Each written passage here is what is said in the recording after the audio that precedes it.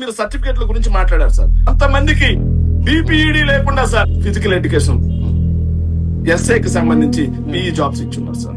Yes Sekhar Reddy గారు ఒక్కటి చూపించండి, మనం పోటారు చేద్దాం. సార్ ఒక్కరిని చూపించండి. మీరు బీపీడీ చేయకుండా యూజీడీపీ కాదు సార్, బీపీడీ చేయకుండా యూజీడీపీ చేయకుండా స్పోర్ట్స్ కోటాలో పీఈటీ ఉద్యోగాలు ఇచ్చిన, అలాగే స్కూల్ అసిస్టెంట్ కి సంబంధించి బీఈడీ చేయకుండా వాళ్ళకి ఇచ్చిన, అలాగే డిఎడ్ చేయకుండా ఎస్జిటి వాళ్ళకి స్పోర్ట్స్ కోటాలో ఉద్యోగాలు ఇచ్చిన, at the same time language Pandit చేయకుండా వాళ్ళకి లాంగ్వేజ్ పండిట్ గా ఉద్యోగాలు ఇచ్చినా సరే ఖచ్చితంగా ఇది అద్భుతమైనటువంటి మైలేజ్ అవుతుంది, అద్భుతమైన సాక్ష్యం అవుతుంది. మరి అవన్నీ పెట్టుకుని ఎందుకు అమ్మంటారు? ఇది కోర్టుకి వెళ్తే 5 నిమిషాల పని మీకు. మరి అవన్నీ మీరు చూపించండి. SDSC 00117996 అభ్యర్థి, ఈ అభ్యర్థికి సంబంధించి సర్టిఫికేట్స్ మొత్తం నేను డౌన్లోడ్ చేస్తే అతనికి సంబంధించినటువంటి ఇంటర్మీడియట్ సర్టిఫికేట్ ఎక్కడ అప్లోడ్ చేయలేదు దాంట్లో. సో దాంతో పాటుగా నేను అడుగుతున్నాను సార్, అతనికి సంబంధించి బీపీఈడికి సంబంధించి సర్టిఫికేట్ ఎక్కడ కనిపించలేదు నాకు. సో దాని మీద నేను ఈ రోజు నేను ఊరికే SDSC 00117996 నేను దానికి సంబంధించి నాకు బీపీఈడి సర్టిఫికేట్ ఎక్కడ కనిపించలా. డాక్యుమెంట్ లేకుండా అనవసరంగా నోటికి వచ్చిన మాటలు మాట్లాడే వ్యక్తిని కాదు. నేను డాక్యుమెంట్ చూసుకో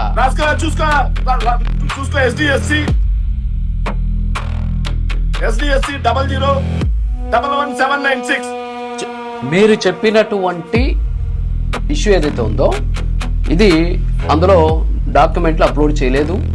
తర్వాత అతను ఇచ్చినటువంటి సెల్ఫ్ డిక్లరేషన్లో కూడా ఆయన పీడీ పోస్ట్కి ఆయన అప్లై చేశాడు.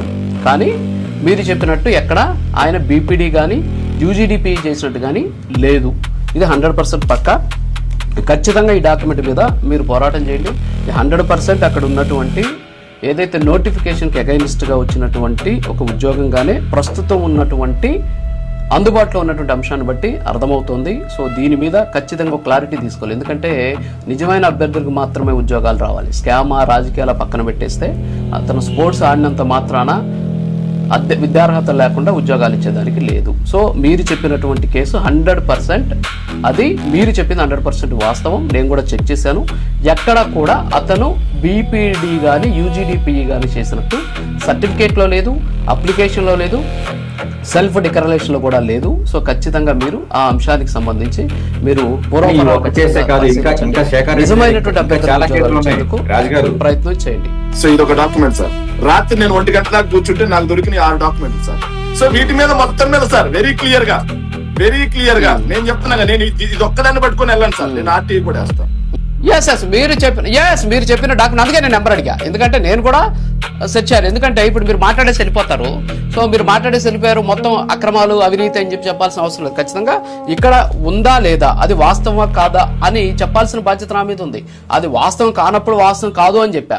సో వాస్తవమైనప్పుడు వాస్తవం చెప్పాల్సిన బాధ్యత ఉంది. ఎందుకంటే ఇక్కడ అభ్యర్థులకు సంబంధించినటువంటి భవిష్యత్తు ఇది. సరే, నేను మీకు ఒక విషయం ఏంటంటే, నేను ఈ గ్యాప్లో ఆ అభ్యర్థితో కూడా ఫోన్లో మాట్లాడితే అబ్బాయి కొన్ని విషయాలు చెప్పాడు. సో మీరు దీని మీద ఖచ్చితంగా ఏంటి అనేది ప్రభుత్వ గైడ్లైన్స్ ప్రకారం ఇచ్చారా లేదా అనే దాని మీద మీరు ఖచ్చితంగా ముందుకెళ్లే ప్రయత్నం చేయండి.